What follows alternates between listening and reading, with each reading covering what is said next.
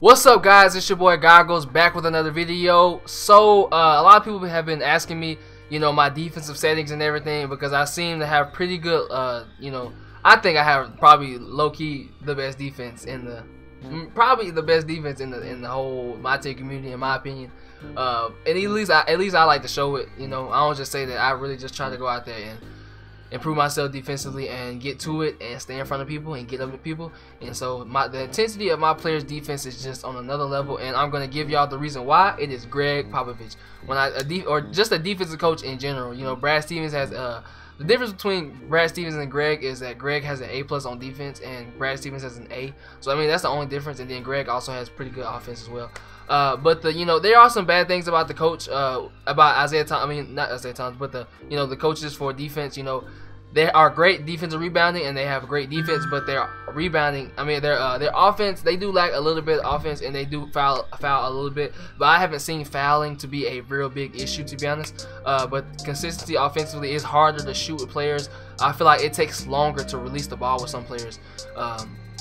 But I love this Greg Popovich. I mean, he has taken my defense to a whole nother level. As you see, point guard, shooting guard, and small forwards, they get on-ball defense IQ, defense consistency, lateral quickness, help defense IQ, block, and strength. And then you go to the power forwards, they get help defense, on-ball, defense rebound, low post, defense consistency, and strength. And centers don't get blocks. That's kind of weird, but anyways, that lateral quickness goes up, and it makes everybody, I feel like, they play great defense, and you can see it when you actually feel and see the difference in the game. That's the biggest thing. And so I'm gonna give y'all the defensive settings. Go to my defensive settings. I'm gonna show when I played Jin in the 250,000 MyTeam Unlimited tournament. I put everything on tight. I just started out on smother. But here we have everything on tight, on ball, off ball tight, and then the screen. Oh, hold on, I didn't change that. The drive help, the defense, no help on both screens. Screen and drive help, no help. Switch rules, I put on switch all. And I do this pretty fast, that's why I'm having to pause it real quick.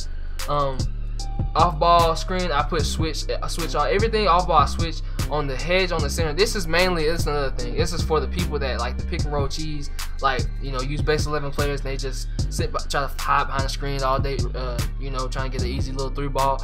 And if not, sometimes they do drive it for a mid range. But I like that you catch hedge, and what that does is that keeps the roller, the roll guy, that keeps him from getting behind your hedge man. And so what it is that he actually, that alley-oop, this helps take away the alley-oop. That's what I do to take away the alley-oop, because the alley-oop is really easy. Honestly, if you help on the hedge man, if the hedge man is not catching, if he's hard hedging, that's an easy alley-oop attempt.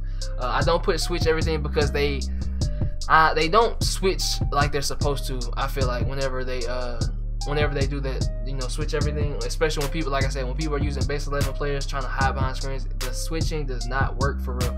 And so I put the center and the hedge, hedge center and hedge on catch hedge. And then this is another thing I learned: force direction. I force them to the baseline. Most people, most screens are actually, they do the screens to the middle of the floor.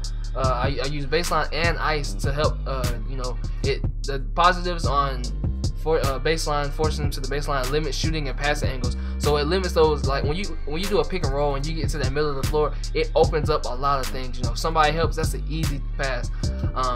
But the negative is it gives them straight line drives to the rim. But for the most part, most people aren't looking to go to the rim every single time. A lot of people are looking to shoot threes no matter what. On ball screen, I put on go over. Actually, I put it on ice. I don't know if I changed it in this one. Yeah, I changed it.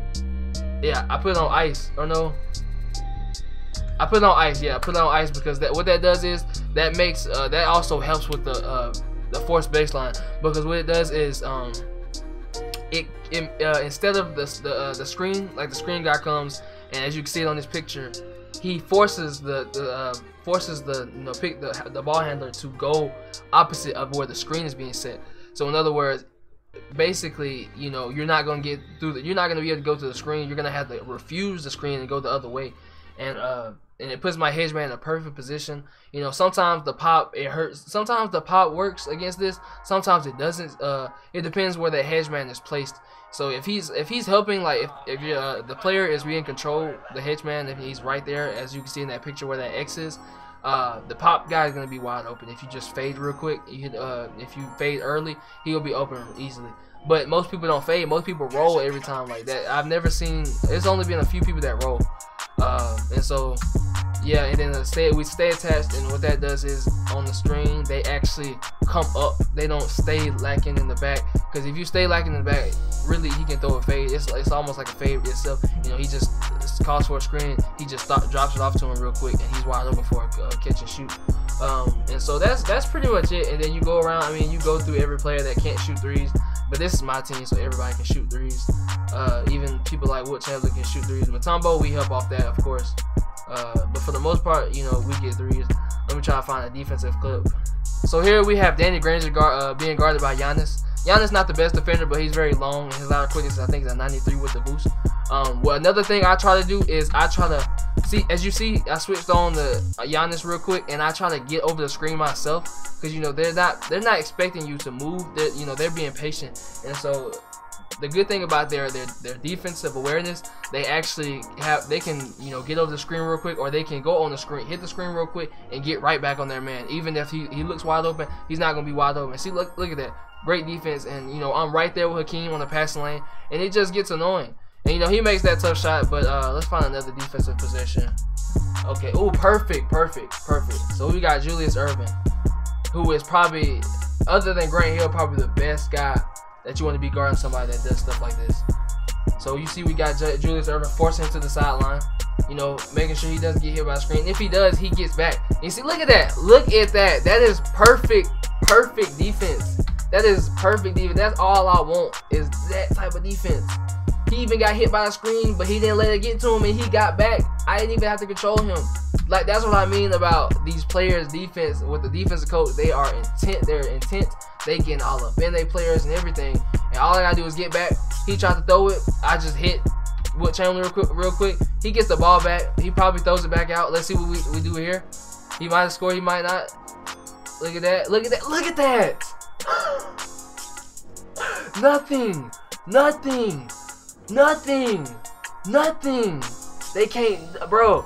When I tell y'all, nothing frustrates somebody that can score more than not being able to score. That's the reason why I beat Shump, is because Shump is really good at scoring. His scoring is crazy good.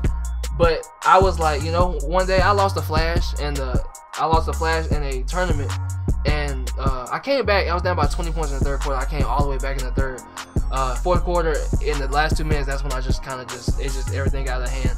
But I came back, and then one day I was just like, let me just use Greg Popovich, and I actually used Brad Stevens first. And Carl in town was a wide open layup. I was like, I mean, he missed a wide open layup, but Wilt was like in his presence, not really, not necessarily in his face, but like just right near him, and he missed the layup. I was like, oh my goodness.